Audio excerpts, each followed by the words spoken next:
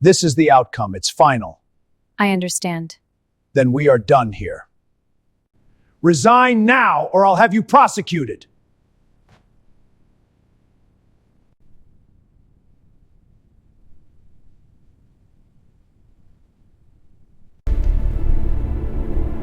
What the?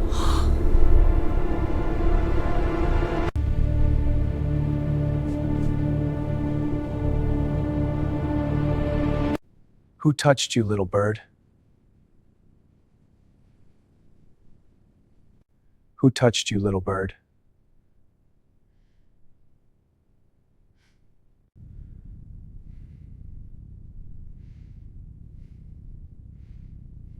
I was used to the whispers. I had learned to wear them the way you wear weather. Something that happens to you, something you move through, something you cannot stop. I was used to the sideways glances at my shoes, the barely concealed smirks when I pulled out my lunch of plain crackers and set them quietly on my desk like they were the most normal thing in the world. I was used to being the punchline of a joke that nobody bothered to say out loud anymore because my presence alone had become the joke. I was used to all of it. What I was not used to, what I had never once prepared myself for, was the moment it stopped. I want you to picture the room. A boardroom on the 14th floor of one of the most powerful firms in the city. Floor-to-ceiling glass. A mahogany table that cost more than my yearly salary. 23 people seated around it, and every single one of them looking at me like I was something that had crawled in under the door. The director. A man named Harlan Cross. A man I had been hunting for 5 years without him ever knowing. Stood at the head of that table with his finger pointed directly at my face. His voice was loud. Certain. The voice of a man who had never once been told no by anyone in a room he controlled. "Resign," he said. "Right now. Or I will have you removed and prosecuted before you reach the lobby." The room agreed with him. I could feel it. That collective exhale of people who had already made up their minds, who had already written the ending to my story without asking me a single question about how it began. And then the doors opened. I will never be able to fully describe what happened to the air in that room. The only word I have for it is pressure. Like the moment before a storm when everything goes unnaturally still and your body understands something your mind hasn't caught up to yet.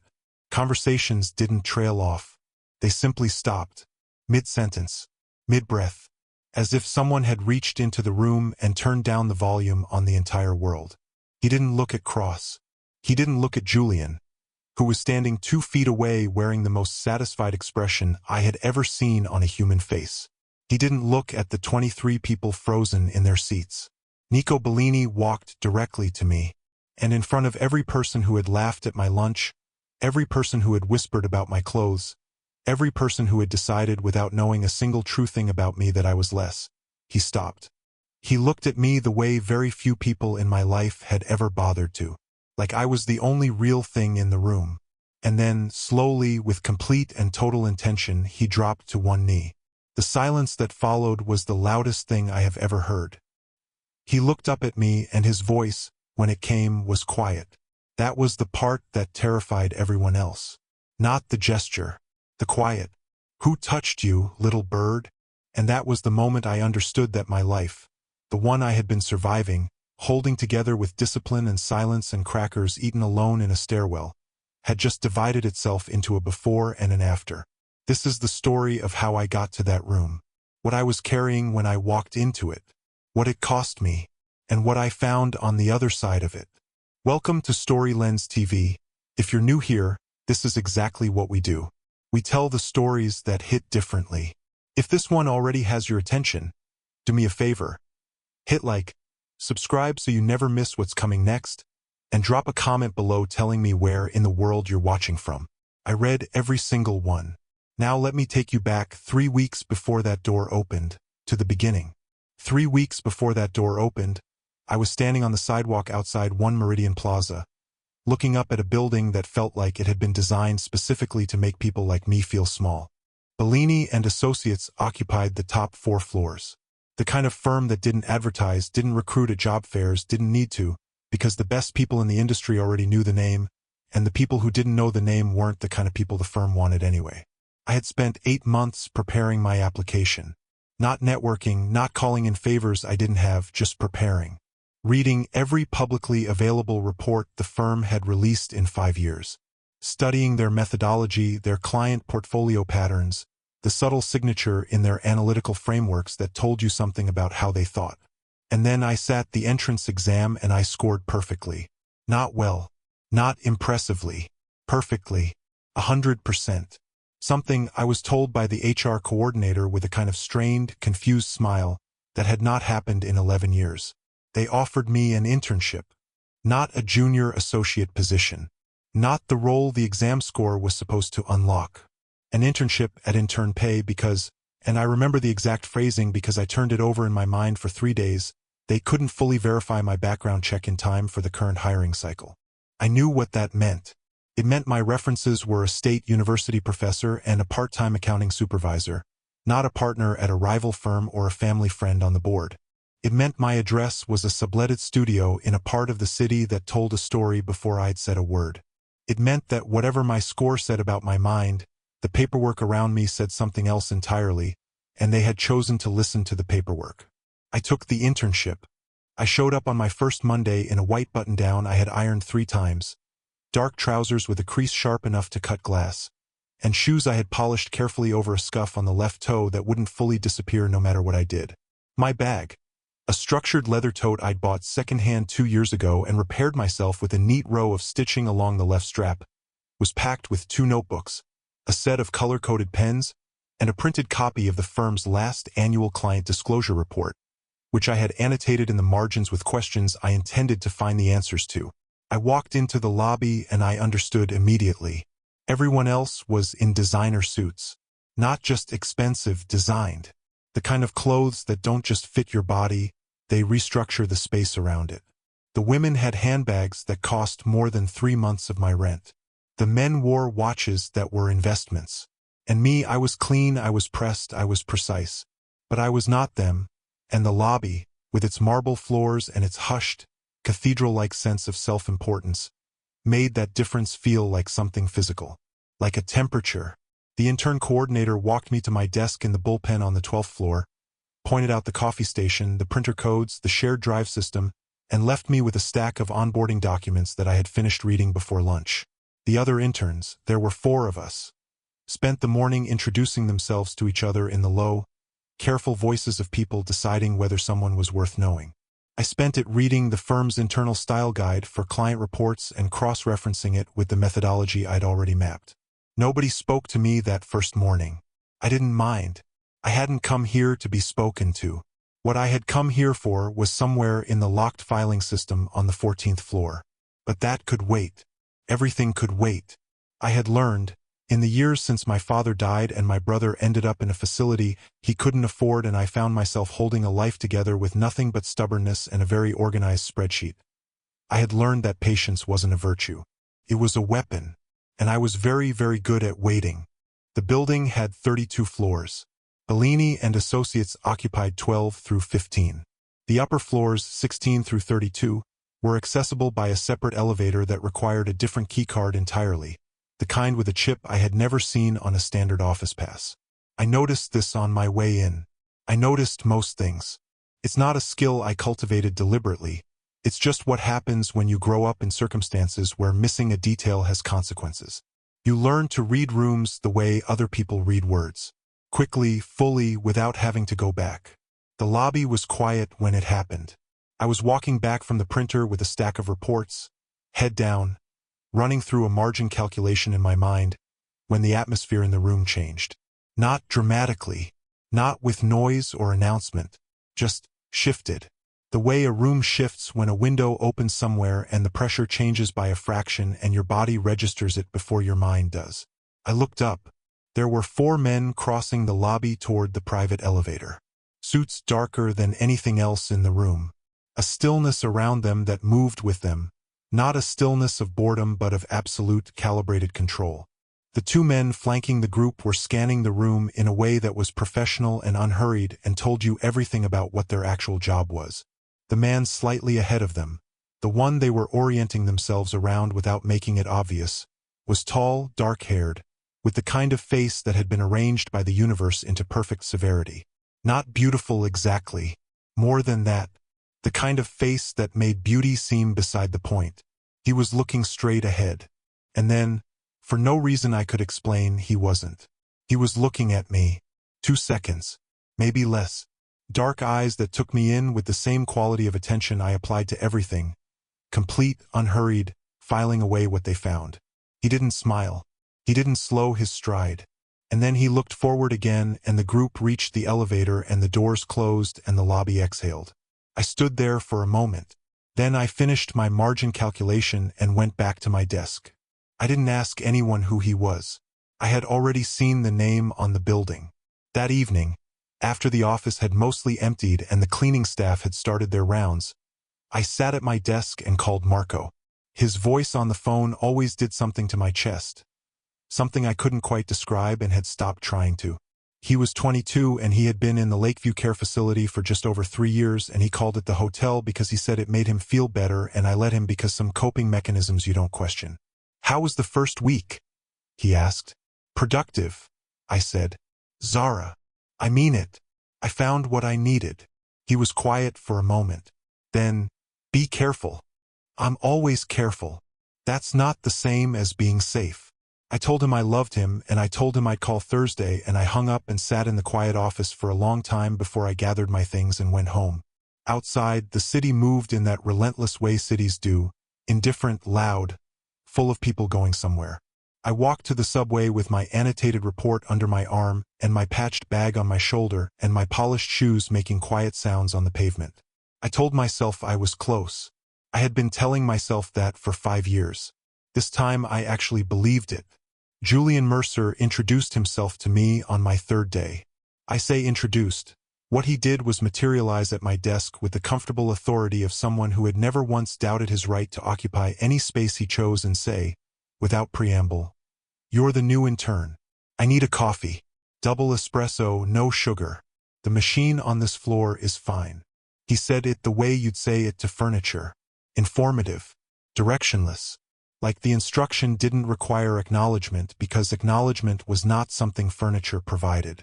I looked up at him. He was handsome in the way that well-maintained things are handsome. Structured jaw, expensive haircut, the easy, unearned confidence of a man who had never had to wonder if the room wanted him in it.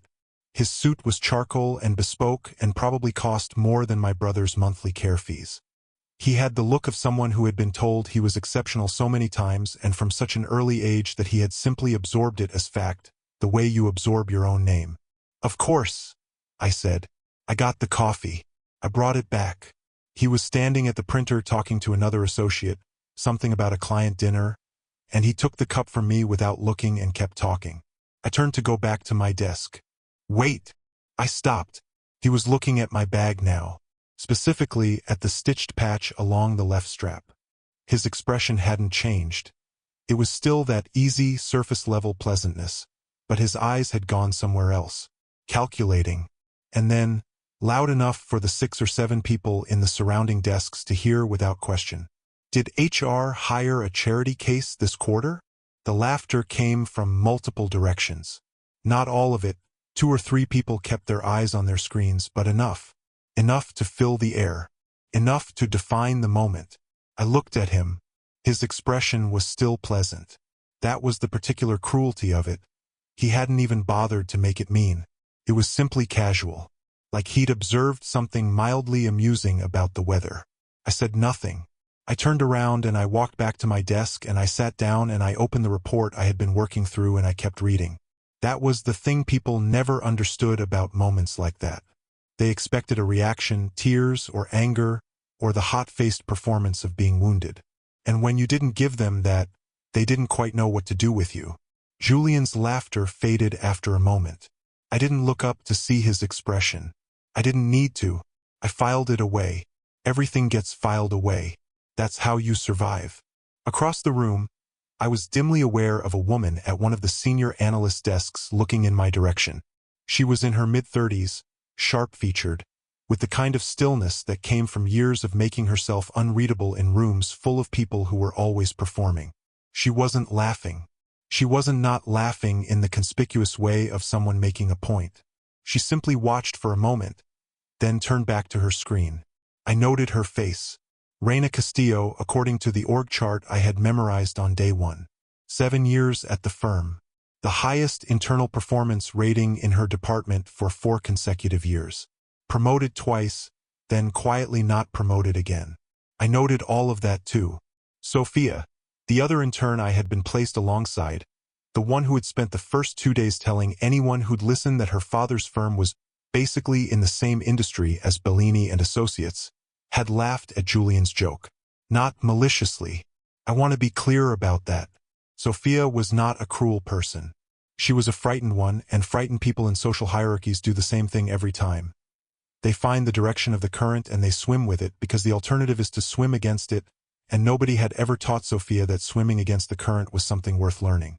She caught my eye about 30 seconds after she laughed, and something flickered across her face. Not guilt exactly, but the precursor to guilt, the moment before a person decides whether to sit with a feeling or bury it. She buried it. She looked away. I wasn't surprised. I wasn't even particularly hurt. I had stopped expecting Sophia's type to do anything different a long time ago. What I had not stopped paying attention to was Julian's work. Because here was the thing about Julian Mercer that had become clear to me within 72 hours. He was not good at this job. He was competent, polished, technically adequate, fluent in the language of the industry, but he wasn't good.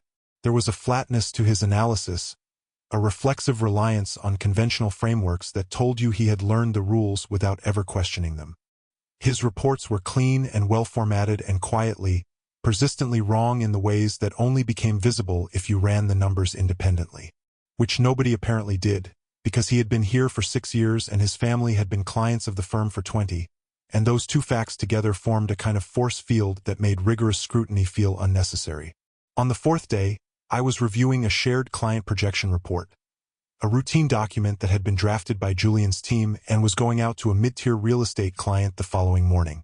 I found the error in the second section, a compounding rate assumption that had been applied incorrectly across an 18-month forecast. It wasn't dramatic, it wouldn't have caused a catastrophe, but it would have been wrong, and wrong in a way that a client paying Bellini and Associates rates had a right not to pay for.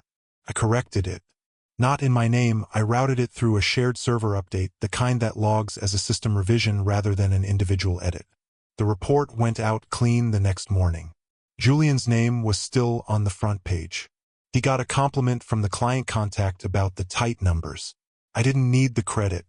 I needed the data inside that report for the cross-reference I was building in the notebook I kept in the inner pocket of my bag. The credit was beside the point. I was looking for something else entirely. The locked drawer in the filing cabinet along the east wall of the 12th floor had a standard internal tumbler lock. The kind that the manufacturer markets as secure but that anyone who has spent time in underfunded environments quickly learns can be persuaded open with a straightened paperclip and about 45 seconds of patience. I had 45 seconds on my 4th evening, when the floor was down to 2 people and both of them were on phone calls with their backs turned. I opened the drawer. I photographed 3 files on my phone. I closed the drawer. I went back to my desk. The files were preliminary. Not what I needed, not yet. But they confirmed that I was in the right building. That the account I was looking for existed inside the system. That the answer I had been carrying for 5 years like a stone in my chest was somewhere behind the walls of this place, waiting for me to find it. I sat at my desk and I breathed for a moment. Just breathed. Then I put my phone in my pocket and I kept working. If you've ever carried a question that nobody around you could see, a question that shaped every decision you made for years without anyone knowing why, then you understand what it felt like to sit in that office every day and watch people misread me so completely. They looked at my bag and my shoes and my lunch and they saw a story that was clean and simple and wrong. They didn't see the notebooks. They didn't see the years. They didn't see what I was actually doing in that building, which had nothing to do with building a career and everything to do with something I owed my father and myself and the brother lying in a facility bed who still called it the hotel because it made him feel better. They saw a charity case. I let them. If you're finding yourself already rooting for Zara, drop a comment below. I want to know if you saw her coming. My apartment was 11 minutes from the nearest subway stop, depending on how fast I walked. I usually walked fast. I had one overhead light, a mattress on a low platform frame I had assembled myself from a second-hand store, a small table I used as both a desk and a dining surface, and a window that looked out onto the brick wall of the adjacent building. Mrs. Okafor, my downstairs neighbor, had been subletting the studio to me for 2 years at $300 below market rate because, as she put it, she had watched me carry her groceries up 4 flights of stairs every Thursday for a year without being asked, and she believed in reciprocity. I ate crackers for lunch every day that week. Not because I had decided to suffer. Suffering isn't a value I've ever been interested in, but because the math was the math. $18 a week for food. I had learned to make that work in a way that kept me functional without waste. Crackers were calorie-dense and non-perishable, and they didn't require a microwave or a refrigerator, which was useful when your only kitchen appliance was a single-burner hot plate. I supplemented with whatever Mrs. Okafor left outside my door in small covered dishes 2 or 3 times a week: jollof rice, fried plantain, things that smelled like warmth, which I accepted without excessive ceremony because excessive ceremony embarrasses her, and she has told me so. 60% of every paycheck went to Lakeview. Marco's care package, the level of monitoring, the therapy sessions, the adjusted medication protocol the new specialist had recommended, had a monthly cost that I had negotiated down twice and couldn't negotiate further. The remaining 40% covered rent, transit, food, and a small amount I set aside in cash in an envelope labeled emergency that I had never once touched because touching it felt like losing. 3 years ago, it was a Tuesday in November, raining, and Marco had been in the passenger seat. He was 19.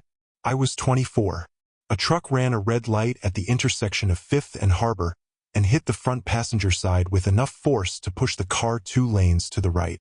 Marco spent 11 days in intensive care and came out of it with a spinal injury that the doctors described with words I had to look up 3 times before they stopped sounding like a foreign language. The official report said the truck driver was at fault. The insurance agreed. The settlement covered a fraction of what Marco's ongoing care would actually cost across a lifetime, which is the particular arithmetic of medical need in this country. The number of what happened and the number of what it costs are almost never the same number. I wasn't at fault. I have been told this by 3 different people on 3 different occasions, including the investigating officer, our lawyer, and a therapist I saw for 6 sessions before I couldn't afford to continue. I know I wasn't at fault. I carry it anyway. Not because I'm irrational, I am, if anything, almost aggressively rational, but because rationality and guilt don't operate in the same system. Marco was in my car. Marco is in the facility. Those 2 facts exist in a part of me that logic doesn't reach. And so I kept my head down. I ate my crackers. I sent my 60%. I did not perform my circumstances for anyone because my circumstances were not a performance. They were a condition, and conditions don't require an audience. On the second Thursday, Julian walked past my desk at 12:15 on his way to lunch with a group of 4 associates, all of them already reaching for their coats. Someone mentioning a reservation at a restaurant I recognized as the kind of place where the menu has no prices. He stopped. He looked at my desk, at the crackers I had set in a neat stack beside my keyboard with a small cup of water from the cooler. He looked at them the way you look at something that confirms a theory you've been enjoying. Is that all you're eating? His voice had that quality again, the casual quality. Not cruelty exactly, more like observation. The way you'd note that someone had an unusual desk plant. The group had stopped walking. Someone was smiling already. And then someone, I didn't see who, I didn't look, said it. Maybe the firm should include soup kitchens in the benefits package. The laughter was easy and brief and moved through the group like weather. I looked up from my screen. I looked at Julian. I'm not hungry, I said, and I looked back down. That was it. No heat in my voice. No deflection. No performance of dignity, just the simple, flat statement of fact that I used like a door closing. I heard the group move on after a moment. Heard the elevator open and close. And then the floor was quieter. From across the room, I felt Raina watching again.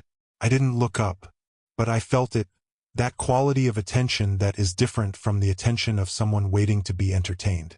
She was watching the way I watched things, trying to read a room. I hoped she was finding something worth reading. That evening I went home and I opened my laptop and I built a full market analysis on one of the firm's struggling client portfolios. A mid-sized logistics company that had been with Bellini and Associates for 3 years and whose returns had declined 2 quarters in a row in a way that the firm's standard reporting had flagged but not meaningfully addressed. I worked for 4 hours. The analysis ran to 11 pages, included a proposed reallocation strategy across 6 asset classes, and contained 3 separate scenario projections with variance modeling. It was, without false modesty, extraordinary work. The kind of thing that takes a senior analyst a week when they're being efficient. I did it in an evening because I had been building the scaffolding in my head for 6 days, and it was simply a matter of writing down what was already there. I emailed it to the general submissions inbox. No name. Subject line. Suggested reallocation, Q3 review. Then I closed my laptop and ate the rest of my crackers and went to sleep. The next morning, Director Harlan Cross opened the all-staff meeting by holding up a printed copy of the analysis and calling it the sharpest internal assessment this firm has seen in 2 years. He said it had come through the general inbox and he wanted to know who had written it so they could be properly recognized. There was a pause. And then Julian said, "That was me." He said it with the easy confidence of someone who had been lying well for his entire life. No hesitation, no overclaim, just the comfortable, practiced delivery of a man who had always found it simple to take what wasn't his because the room had always been arranged to let him. Cross nodded, said, "Good work, Mercer." I sat at my desk and I looked at my screen and I let it happen. Because here is what Julian didn't understand, what nobody in that room understood. I had emailed that analysis to create a record. Not for attribution, for evidence. The submission timestamp. The IP routing through my personal hotspot. Not the office network, which I had deliberately avoided. The metadata on the document file itself, which would show creation time and edit history on my personal laptop. I wasn't playing for today. I was playing for a moment that wasn't here yet. A moment that was going to need witnesses. There are people in every building, in every institution, who exist like weather systems, invisible until they become impossible to ignore. Nico Bellini was that, but more so. He was the kind of invisible that isn't really invisible at all. He was the kind of invisible that is actually the organizing principle of everything around it, the thing that everything else bends toward without quite saying so. I started to understand this in my second week. The firm's staff didn't talk about him directly. That was the first thing I noticed, the conspicuous absence of his name in ordinary conversation.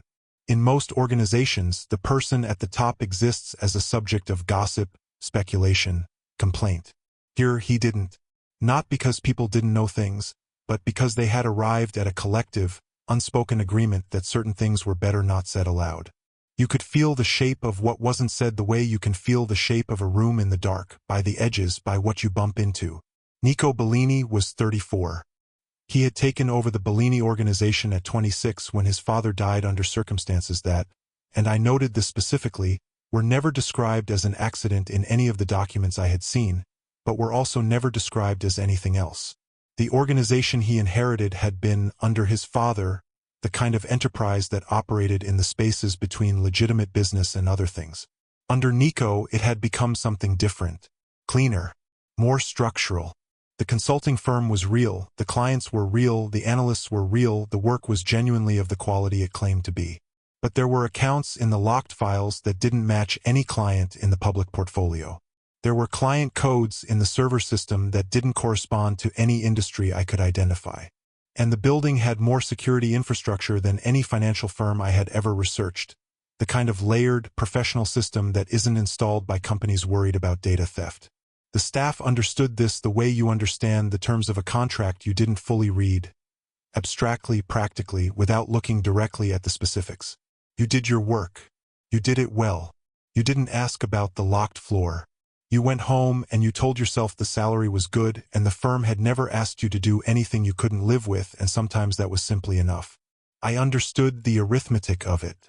I had my own version of the same calculation. The second time Nico came through the bullpen, I was at my desk and the temperature changed before he appeared. A collective stillness that moved through the room like a wave, people settling into their chairs and focusing on their screens with the particular intensity of people who are trying to look like they aren't aware of something. Julian, who had spent the morning holding court at the printer with 2 junior associates, went completely quiet between one breath and the next. He sat down. He found something very important to look at on his monitor. The change in him was so complete and so sudden that, if I hadn't been watching, I might have missed it. I watched. Nico moved through the room in a way that reminded me of that first lobby crossing.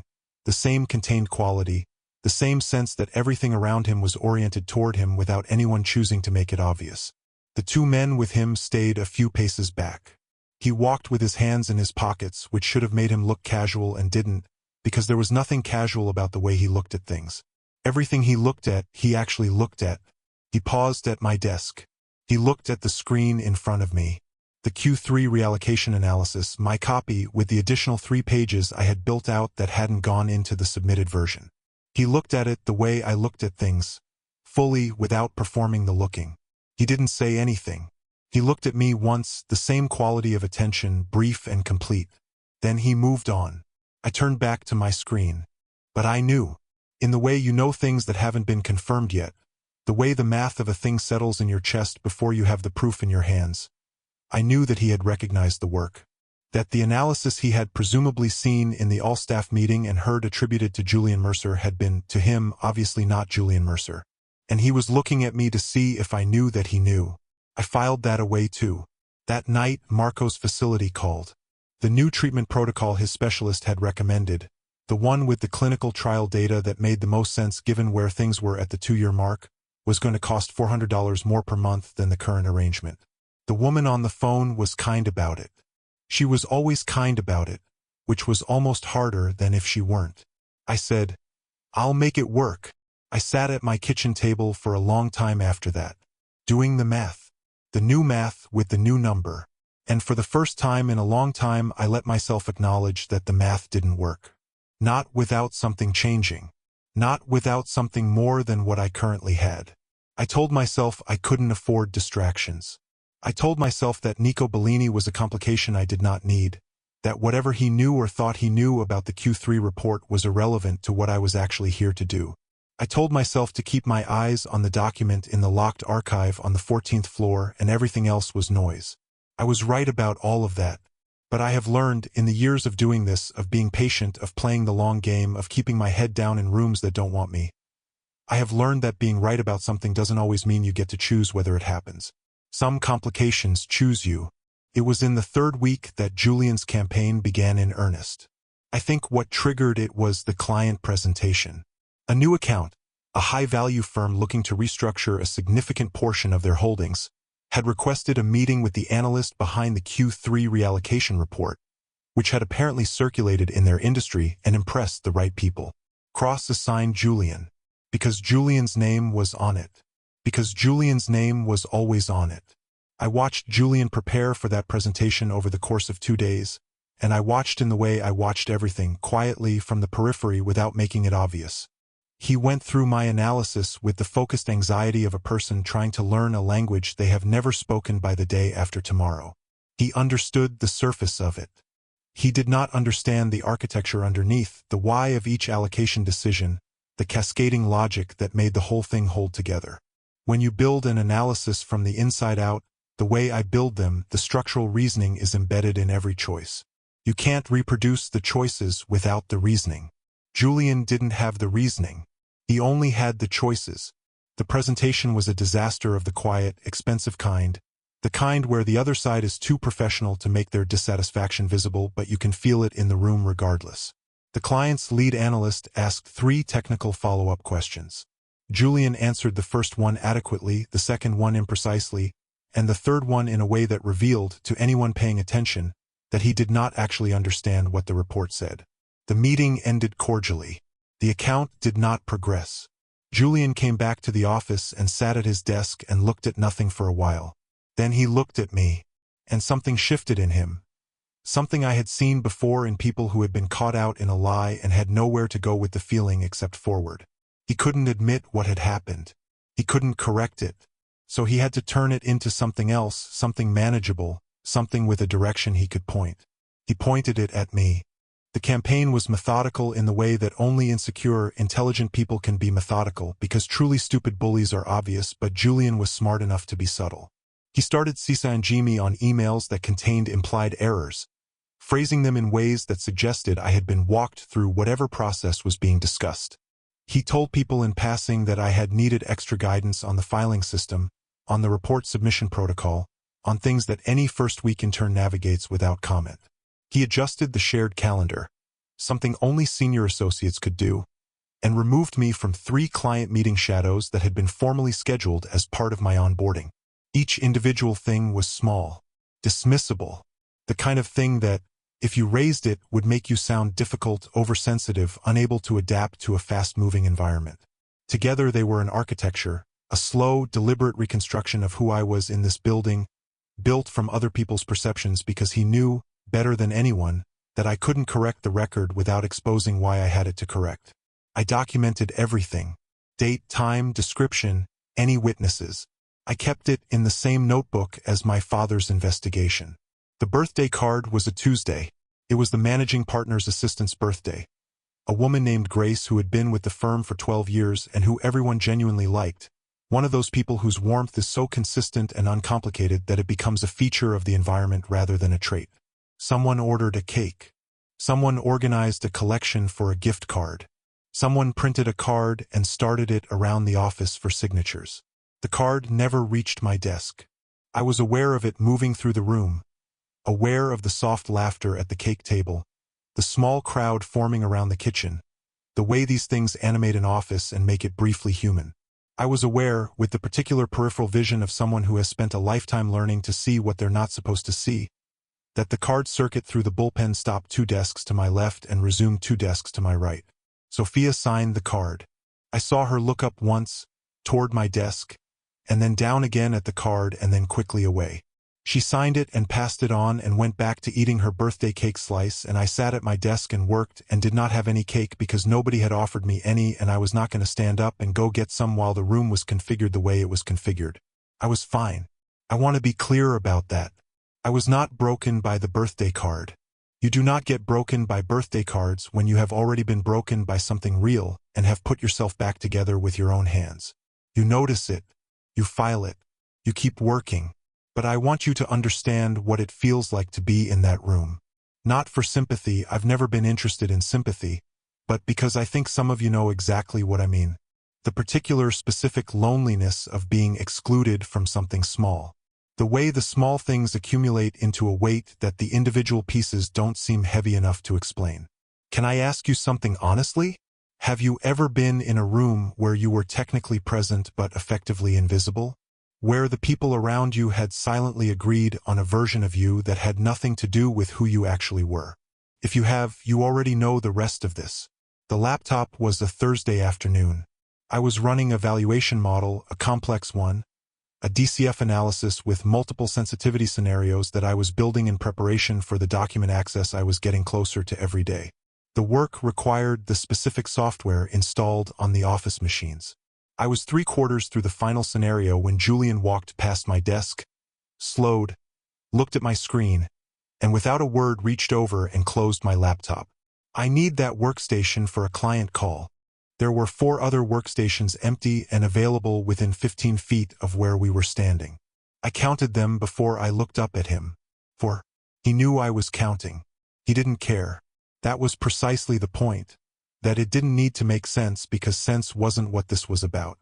This was about what he could do and whether I would make him stop. I looked at him. He looked back at me with that pleasantly blank expression that had started to feel like a mask he'd been wearing so long he'd forgotten it was one. I said nothing. I took my notebook and my files and I picked up my bag and I walked to the stairwell. The stairwell between floors 12 and 13 was a concrete corridor with a half landing and a single fluorescent tube that hummed faintly. Nobody used it. It was mine in the way that certain spaces become yours through consistent and solitary occupation, the way a particular bench in a park becomes yours, or a table in a library because you keep returning to it and you keep being alone there, and after a while the solitude starts to feel like ownership.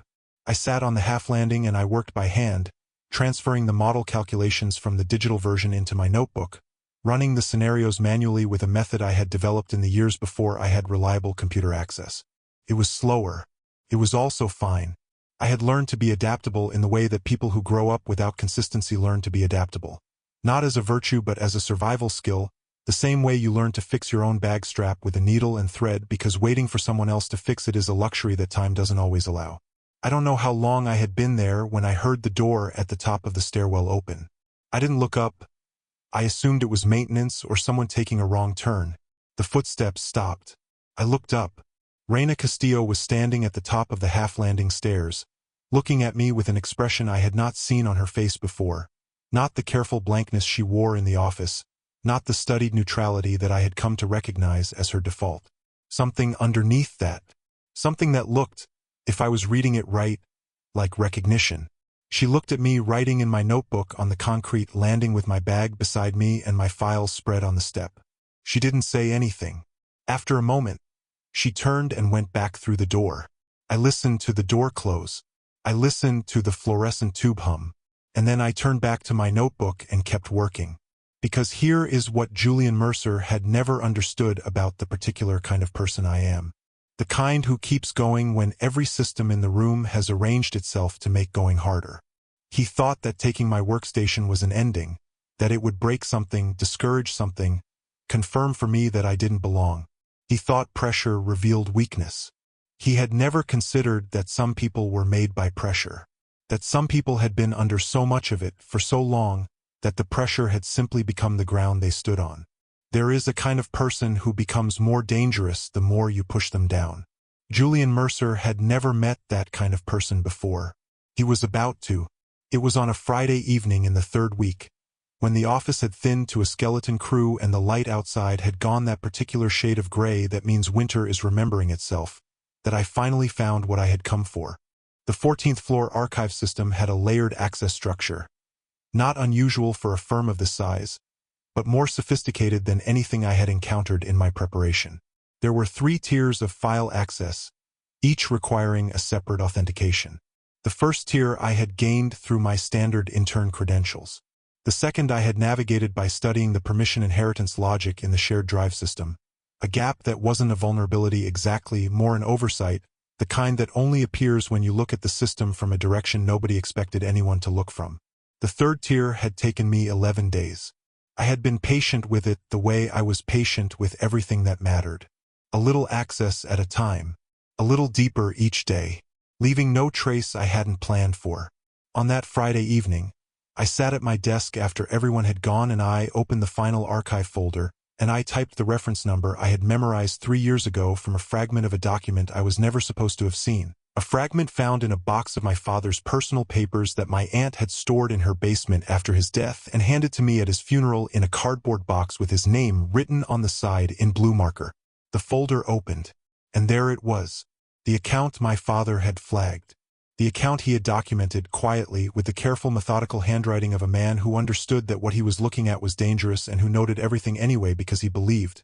And I know he believed this because I am his daughter and we believe the same things. That the truth has a weight to it, and that weight doesn't disappear when you try to bury it. It just shifts, presses somewhere else until someone finds it. He had found it. He had documented it.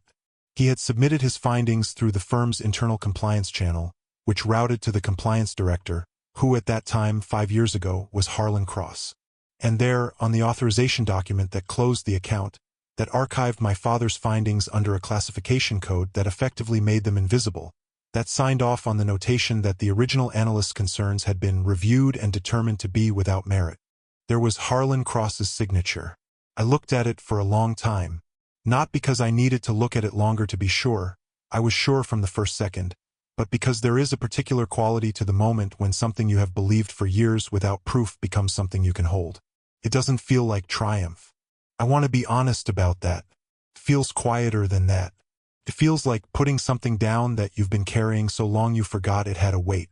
My father's name was on the original report. David Landry. His employee number. His department. His findings, 6 pages of them, meticulous and thorough and completely buried, signed over and sealed by a man who was still in this building, still running meetings, still pointing fingers at people who told the truth in rooms where the truth was inconvenient. My father had died 6 weeks after submitting that report. The official ruling was suicide.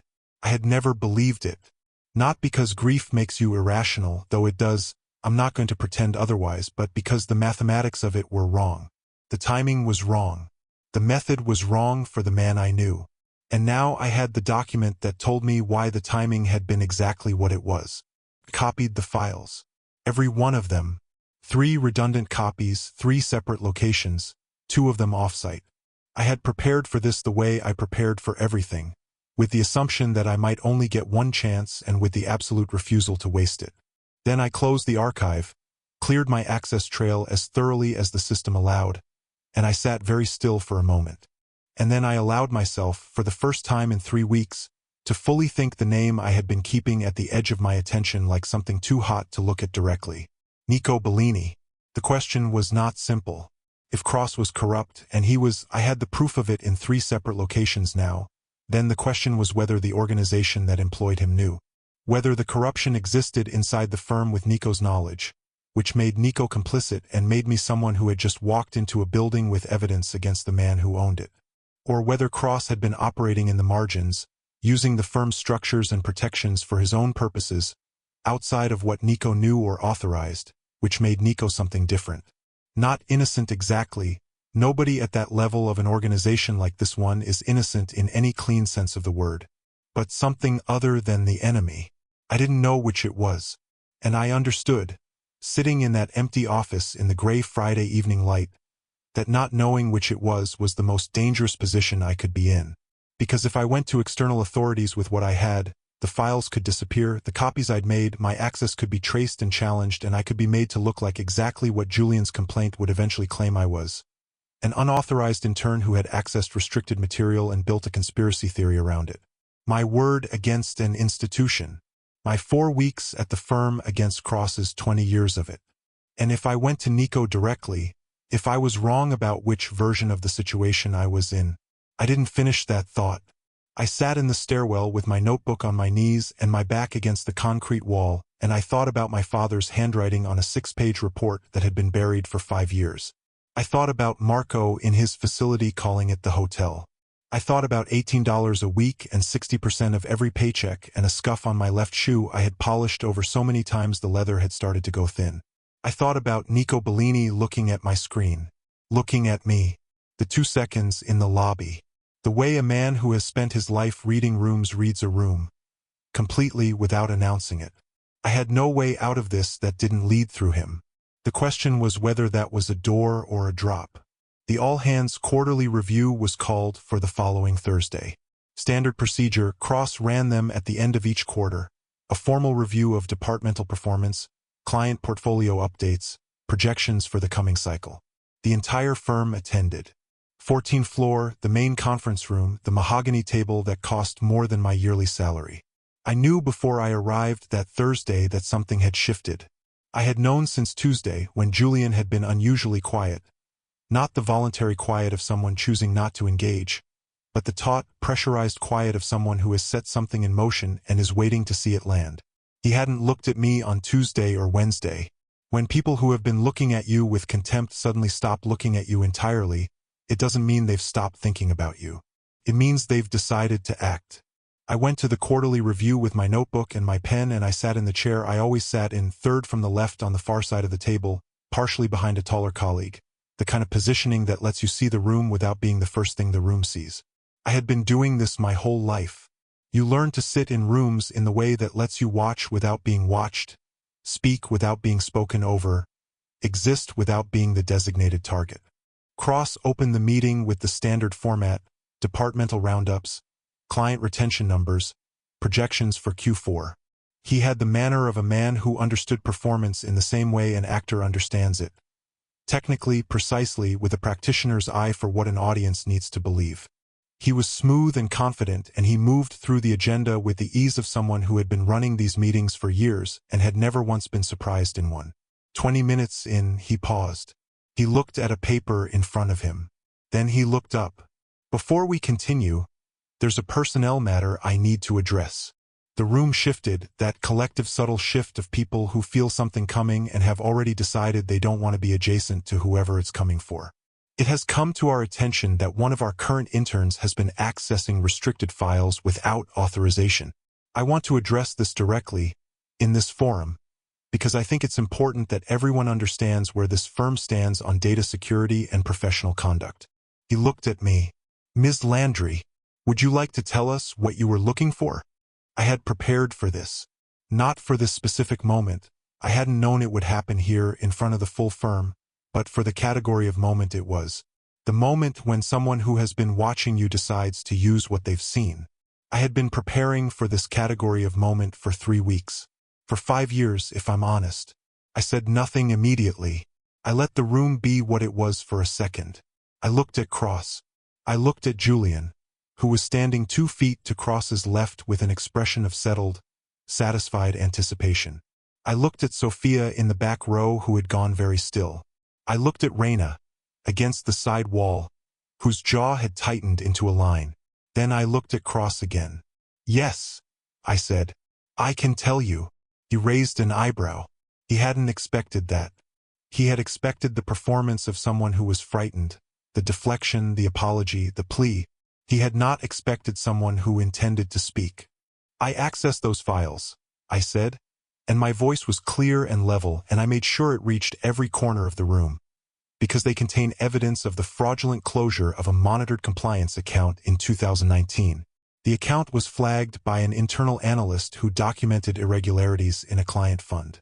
His findings were submitted through the compliance channel, reviewed, and buried. The authorization signature on the document that sealed those findings belongs to you. The silence that followed was unlike any other silence I had experienced in that building. Not the polite silence of people being professional. Not the charged silence of people waiting for the next thing. This was a held-breath silence, the kind that happens when a room full of people simultaneously understands that something real is occurring. Something that cannot be managed or redirected the way the usual things can be managed or redirected. "The analyst who submitted the original report was my father," I said. "His name was David Landry. He died 6 weeks after that submission. The ruling was suicide. I have never believed that ruling. I have the documentation to support why." I put my hands flat on the table. They were perfectly still. I had trained them to be still in moments like this. It was one of the most useful things I had ever taught myself. The silence lasted 4 seconds. Maybe 5. Then Cross smiled. It was the most frightening thing I had ever seen on a human face. Not because it was cruel, but because it was so practiced. So ready. Like he had been holding it in his pocket, prepared for exactly this, knowing exactly what to do with it. "Ladies and gentlemen," he said, turning slightly to address the room. "This is exactly the kind of situation that happens when we don't conduct adequate vetting." He looked back at me. His voice was measured, almost gentle, the way the voice of a person who is dismantling you is gentle when they want the dismantling to look like concern. "Ms. Landry, I understand you've had a difficult personal history, and I understand that grief can sometimes lead people to look for explanations that give them some sense of control over things that were simply tragic. But what you're describing is a delusion, and I'm not going to allow a delusional accusation against a senior director to go unchallenged in this forum or any other." He picked up the printed file access log from the table in front of him. "What is not a matter of interpretation is this. You accessed 17 restricted files over a period of 3 weeks. You did so without authorization, using methods that constitute a breach of this firm's security protocols. That is a terminable offense. That is potentially a prosecutable one." He looked at me directly. "I'm going to ask you to resign. Right now. Clear your desk, surrender your access pass, and leave this building. If you do that, we'll consider the matter closed. If you don't," he let the pause land, "I will have you removed by security, and I will personally ensure that the unauthorized access charge is pursued to its fullest extent."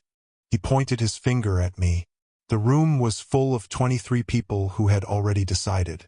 I could feel the decision in the air, the way a room makes up its mind collectively without discussion, when the person with the most power in the room has already made his up. Julian's expression had settled into something almost peaceful. Sophia was staring at the table. Reina had not moved, had not looked away, her jaw still that tight, rigid line. I did not cry. I did not stand. I did not reach for my bag.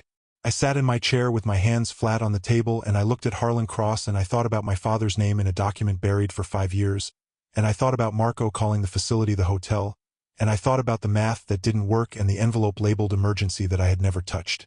And I waited, because I had learned in all the years of this, of carrying things, of being patient, of playing for a moment that wasn't here yet. I had learned that the moment always comes. You just have to still be standing when it does. The doors opened, If this story is hitting you the way I think it is, stay with me. The next part is why I needed you to know all of it first. I will try to describe what happened to the air in that room when those doors opened, and I will probably fail because some things resist the precision of language. The closest I can get is this. It was as if the room's understanding of its own hierarchy, who was safe, who was powerful, who was in control, was revised in real time, the way a calculation revises when a new variable enters the equation and changes what all the other numbers mean. Nico Bellini did not look at Cross. He did not look at Julian. He did not look at the 23 people frozen in various attitudes of shock and confusion.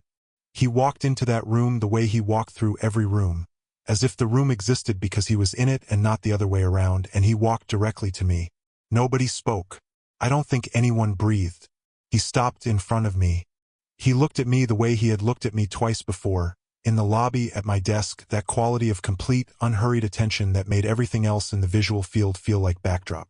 And then, in front of every person who had laughed at my lunch and whispered about my clothes and written the story of me without asking me a single question about how it began, he dropped to one knee. It was slow.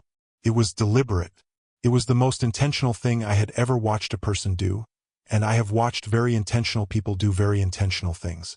He didn't rush it, and he didn't perform it, and he didn't make it theatrical. He simply did it the way you do something you have decided to do, and he looked up at me from the floor of the 14th floor conference room of his own firm, and he said, in a voice that was so quiet it somehow filled the entire room, "Who touched you, little bird?" I had been composed for 3 weeks.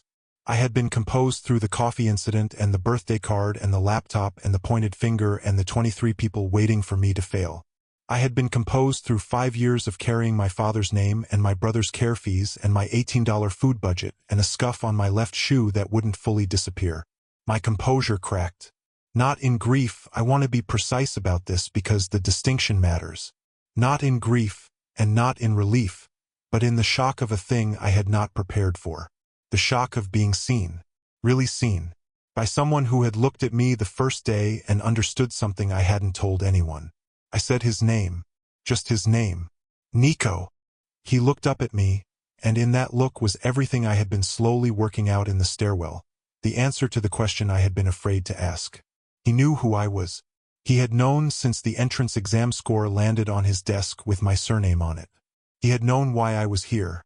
He had let me in. He had watched me work. And he had been standing between me and whatever Cross would have done if he'd realized what I was actually looking for. Standing there quietly, without announcement, the way a wall stands between you and weather. He stood. He straightened to his full height. And then he turned. And for the first time since he had entered the room, Harlan Cross was in his line of sight. Cross had the particular look of a man watching a structure he built very carefully over a very long time, developing a crack he cannot locate and cannot stop. He opened his mouth. Nico raised one hand. Cross stopped. The hand came back down. And Nico spoke to Cross in a voice so level and so quiet that the people at the far end of the table had to lean forward slightly to hear it. And every one of them did, because the room had understood that this was the kind of sentence you needed to hear completely. "You've been authorizing transactions through this firm's compliance infrastructure for 11 years. Nico said. "I've known about it for 4. I've been building the case to remove you in a way that couldn't be appealed or reversed or made to disappear. What I was waiting for was the documentation from the inside. Documentation that someone in this room has apparently been kind enough to compile." He glanced at me once, then back at Cross. "Your resignation will be submitted before end of business today. The alternative is a conversation with people who have significantly less patience for this than I do. I would recommend the resignation." Cross looked at him for a long moment, and something in his face, the practiced smoothness, the controlled performance, simply stopped working. Not dramatically. It just ran out, like a battery going flat. Then he looked at me, and what was in his face in that moment was not anger. It was something quieter and worse than anger. It was the look of a man who understood, for the first time, that he had fundamentally misread the room. He picked up his papers. He walked out. Julian had not moved throughout any of this. He was still standing 2 feet to the left of where Cross had been, and now that Cross was gone he looked smaller somehow, not physically, but in the way a shadow looks smaller when the sun changes angle. He was looking at Nico with the specific expression of someone who is recalculating very rapidly and doesn't like what the recalculation is producing. Nico turned to him. He looked at him for a moment with no particular expression. Your complaint against Ms. Landry has been withdrawn. You've been reassigned to the Covington satellite office. Effective Monday. Julian blinked. The Covington office is effective Monday, Nico said again. Same volume. Same tone. The repetition was the entire message. Julian closed his mouth. He looked at me once. A complicated, layered look that I filed away and did not spend any more time on than it deserved. And then he walked out of the room. The 23 remaining people sat in the quality of silence that follows something that cannot be undone or explained away or summarized. Raina was still against the side wall. She had watched the whole thing without looking away once. The only person in the room who had. She met my eyes for a moment and gave me something that wasn't quite a nod. More than a nod, actually. An acknowledgement. The kind that costs something to give in a room full of people and so means more than the kind that doesn't. Nico looked at the room once. A brief, encompassing look that managed to be both dismissal and reminder. And people began quietly gathering their things and filing out with the respectful efficiency of people who understood they had just witnessed something that wasn't for them. And then the room was empty except for me, and Nico Bellini, and the mahogany table, and the city gray and ordinary through the floor-to-ceiling glass. Cross was removed from the firm within the hour. I know this because I watched the process unfold from the bullpen with the same peripheral attention I applied to everything, and because Raina told me later that his access pass was deactivated at 3:47 p.m. and his personal items were boxed by facilities staff and left at reception by 4. Not arrested. Nico didn't operate through official channels. I understood that now with a clarity I hadn't had before. But professionally annihilated in the way that mattered in the world this firm occupied. No reference, no transition arrangement, no quiet relocation. Gone. The files I had copied were already in the right hands. I had sent them before I walked into that meeting room to 3 separate recipients, one of them an investigative financial journalist I had been in careful, anonymous contact with for 2 months. The chain didn't depend on me anymore. That had always been the plan. Julian's formal complaint was struck from the system. He was in his office for approximately 40 minutes after the meeting. I know because I counted, because counting things is what I do, and then he emerged with a posture that had been rearranged by what had happened into something fundamentally different from the posture I had watched occupy this bullpen for 3 weeks. He didn't look at me on his way out. He walked to the elevator and he pressed the button and he left, and I thought about the Covington satellite office, which I knew from the firm's internal directory was a 2-hour commute from the city with a client roster of exactly 4 accounts, none of them significant. He would tell himself it was temporary. These people always do. It wasn't temporary. Raina found me in the stairwell at 5:15. The same stairwell, the same half-landing, the same humming fluorescent tube. I was sitting with my notebook on my knees, not working this time, just sitting, doing what I did when I needed to think without performing the thinking. She stood at the top of the stairs and looked at me for a moment. I knew you wrote the Q3 analysis, she said. I knew it from the second cross, read it out in the all-staff. Julian Mercer has never written a sentence that sounded like that in 6 years. I looked at her. I waited. I should have said so, she said. I should have said it the morning it happened. I didn't. And I'm not going to give you a reason for that makes it sound better than it was, because there isn't one. I thought about what I knew about Raina Castillo, 7 years, 2 promotions, for consecutive top performance ratings, and then the quiet ceiling. The learned silence of someone who had sponsored the wrong person once and paid for it in the particular currency of this place. The earned cynicism that was really underneath it, a very old wound. You watched, I said. Yes. That was enough, I said. And I meant it. Not generously. I mean that I had understood what watching cost in a place like this, and I was not going to penalize someone for the weight of a door they hadn't been able to open. I had enough doors of my own. She nodded once. Then she said, You're going to need an advocate in this firm going forward. Someone who knows where everything is buried and has been here long enough that people can't dismiss her. She paused. I'm available for that if you want it. I looked at her for a moment. Then I said, I'll think about it. The corner of her mouth moved. Not quite a smile, but close. She left. I sat in the stairwell for a while longer. And then I was told, through a message relayed by the assistant I had never spoken to, that Nico Bellini wanted to see me. His office was on the 15th floor, in a corner room that looked out over the city in two directions and contained, as far as I could tell, exactly the things that were necessary and nothing that wasn't. A desk, 2 chairs, a credenza with files arranged in a system that I could see, from where I stood, was organized by a logic I would have needed 10 minutes to fully decode. No photographs. One painting, abstract, dark, the kind that suggests depth without declaring it. He was standing at the window when I came in. He didn't turn immediately. I sat in the chair across from his desk and I waited, because I had learned that the first person to fill a silence is usually the person with more to prove. He turned after a moment and looked at me and sat down. For a while, neither of us said anything. It wasn't uncomfortable. It was the silence of two people who share a particular quality of attention and are, for a moment, simply applying it to each other. Then he said, "Your father's case was investigated, quietly, internally, about 4 years ago. I had concerns about Cross that predated the compliance angle. The Landry file came up in the course of a broader audit I commissioned." I watched his face. I was looking for the thing that would tell me what category of situation I was actually in. I was still looking. I didn't know, when I opened that audit, that David Landry had a daughter. I didn't know she was going to walk into my firm 4 years later and score 100% on my entrance exam and start doing things with a paperclip that my head of security is still not entirely comfortable with. He said it without inflection. Not humor exactly, just fact. "You saw my name," I said. "Landry isn't a common name in financial analysis. You let me in, knowing why I was here." "I let you in," he said, "because I needed what you were going to find, and because I had been watching Cross for 4 years without the specific documentation that would make a removal hold permanently. You were going to find it because you are, and I want to be precise about this, the most methodical person I have encountered in a very long career of working with methodical people." He looked at me steadily. "And because your father deserved to have someone finish what he started.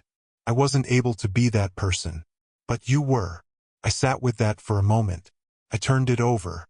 I looked for the place where it became a manipulation, a justification, a convenient framing, because I am not a person who accepts things at face value when the person saying them has reasons to shape what the value looks like. I looked for all of that, and then I said, "You let me walk toward a man who had already made one person disappear. For 4 years. "Yes," he said. He didn't flinch from it. "I was watching. You were never unprotected. But I understand that knowing that now doesn't change what it felt like not to know it then. The anger was there. I'm not going to pretend it wasn't. It was a clean, precise anger, not at what he had done exactly, because I understood the logic of it, and I am a person who respects logic even when it costs me something, but at the months of carrying it alone. At the $18 a week and the stairwell and the crackers and all of it, while he watched from the 15th floor and knew more than I did. "Why the knee?" I said. He was quiet for a moment. The kind of quiet that isn't evasion but actual consideration. Then, "Because the room needed to understand what you are." I looked at him. "What do you think I am?" He met my eyes. "The only person in this building worth kneeling to." I sat in the chair across from the desk of Nico Bellini, the man the devil himself fears, the man the lobby goes silent for, the fixed point around which everything orbits, and I didn't say anything for a while. Because some sentences need space around them. Because I had spent 5 years not being seen by anyone who mattered, and being seen by this particular person, in this particular way, required a moment that I was going to allow myself to have. The city was dark outside his two-direction windows. The lights of it spread out below us like something that had been arranged specifically to look significant. I had come here for justice for my father. I had come with a map and a paperclip and an $18 food budget and more patience than anyone in this building had known what to do with. I had found what I came for. The account was exposed. Cross was gone. The journalist had the files. The chain was running without me. What I hadn't planned for was any of what came with it. And now I had to decide what to do with a world that had rearranged itself in the last 6 hours into something I didn't have a map for yet. 2 months later, I was a full analyst. Not an intern. The title was gone, the desk was different, the salary was different. Not because I had asked for any of it. Because a firm runs on the quality of its work, and there are only so many ways to pretend that the work coming out of a particular person is somehow not worth paying for properly. I found out about Marco's bill on a Tuesday in December.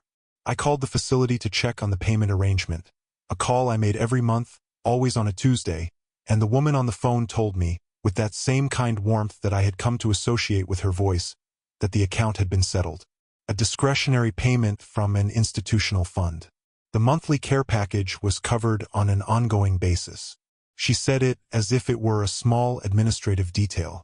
I stood in the hallway outside my office for a long time after I hung up. I found Nico at the end of the day. "The facility," I said. He looked up from his desk. He said nothing. "I didn't ask for that." "No," he said. "You didn't. I don't need to be taken care of." He looked at me with that complete, unhurried attention. "I know," he said. "That's not why I did it." I stood in his office doorway for a moment. I thought about what to say next and found that I didn't have a sentence that was adequate for what I actually meant, which is a rare experience for me. So I said nothing. I nodded once, and I went back to my office. The stairwell was still mine. I went there because it was still the quietest place in the building, and I still needed quiet the way other people need other things, structurally as a condition of functioning well. It hadn't changed. The concrete, the half-landing, the fluorescent tube with its low hum. I had started going there without the necessity of it, not because I'd been displaced from my workstation or excluded from a room, but because it had become the place where I went when I needed to think without performing the thinking. I was there on a Thursday evening in December when I heard the door at the top of the stairs open. I didn't look up immediately. I assumed Raina, she had taken to checking on me in the way that competent, private people check on each other, without announcement, without excessive inquiry, just a periodic confirmation that the other person is still standing. But the footsteps were different. I looked up. Nico was leaning against the wall at the top of the half-landing stairs with his jacket open and his hands in his pockets, looking at me with the same quality of attention that had first registered in a lobby 3 months ago. He didn't say anything immediately. He leaned there and he looked at me and the fluorescent tube hummed and the city made its sound somewhere below us. "How did you find me?" I said. "You always go where it's quiet when you're thinking hard," he said. I looked at him, and I understood that he had been paying attention to me the way I paid attention to everything. Methodically, completely, without announcing it. That while I had been building a case and photographing files and running scenarios and mapping the architecture of a corrupt man's decisions, he had been mapping me. Not the case. Me. The specific gravity of a person, the patterns that tell you more than anything they say about who they actually are. I looked down at my feet. New shoes. I had bought them the week before, plain, dark, well-made without being expensive. No scuff. I had stood in the store for several minutes before I bought them, aware of something I didn't quite have a word for. Something that felt almost like guilt and was actually something quieter. The strange disorientation of a person who has been in survival mode for so long that a simple act of buying shoes without polishing over a flaw felt like a statement about what was different now. I was still getting used to what was different now. I looked up at him. "What happens now?" He looked at me for a moment, and then he said, "Whatever you decide." I had been making decisions alone for 5 years. Every decision weighted with Marco's care fees and my father's name and the specific arithmetic of not enough. Not enough money, not enough access, not enough time. Every decision made in a stairwell or a studio apartment or a late-night office, with crackers on the desk and a notebook full of things nobody else knew I was building. Whatever you decide. I had not had someone say that to me in a very long time. Not in the way he said it, not as an abdication, not as an absence of preference, but as a genuine and complete transfer of authority over a question that had 2 people in it. Whatever I decided. And for the first time in 3 months, in 5 years, in longer than I could easily track. Zara Landry smiled. It wasn't a large smile. I am not a large smile person. But it was real, and it was mine, and it happened in a stairwell that smelled like concrete and had a fluorescent tube that hummed, and it was the best thing I had felt in longer than I was going to say out loud. My father's name was in a document that was now in the right hands. Marco's facility bill was settled. Cross was gone. Julian was in Covington. Raina was my advocate. and the most dangerous man in the city was leaning against the wall of my stairwell asking me what I wanted to do next. I had spent years being the quietest person in every room. The one who was overlooked, underestimated, excluded from birthday cards and restaurant lunches, and the kind of basic professional respect that people who wear the right clothes get automatically without earning a single day of it. I had been invisible because it suited me to be invisible, because invisibility is a tool when you know how to use it, because the quietest person in the room is also the one who hears everything. Turned out, all along, I had been the loudest truth. If you made it to the end of the story, thank you. From the bottom of my heart, thank you for watching and for listening. Stories like Zara's matter because somewhere out there, someone is sitting in their own stairwell, eating their own crackers, carrying something nobody else can see, and I want them to know that the weight they're carrying isn't weakness. It's the map.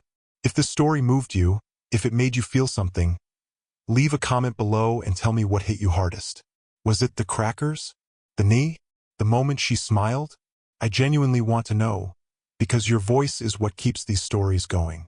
And if you haven't already, please hit that like button, subscribe so you never miss a new story, and turn on your notifications so you're always first in line when the next one drops. Every like, every subscribe, every notification turned on tells me to keep going. And I intend to keep going for a long time. I'll see you in the next story.